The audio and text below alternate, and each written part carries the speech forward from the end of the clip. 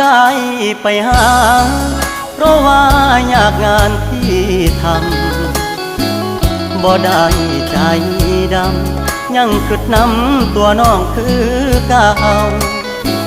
บ่ได้เปลี่ยนไปหัวใจอ้ายยังห่วงเจ้าบ่ได้ปล่อยให้เงาเสาร์อาทิตย์ติดงานโอทีได้แต่โทรหาน้องคงจะไม่ว่ากันบ่เคยเปลี่ยนพันสัญญาหักมันคนดี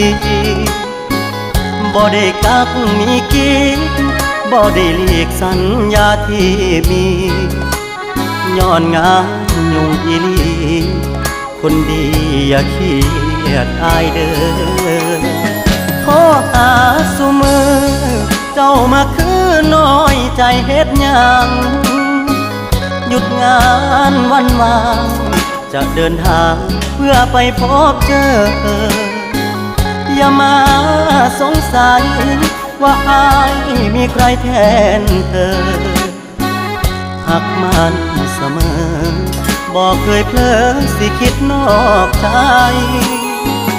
งานยากอีหลี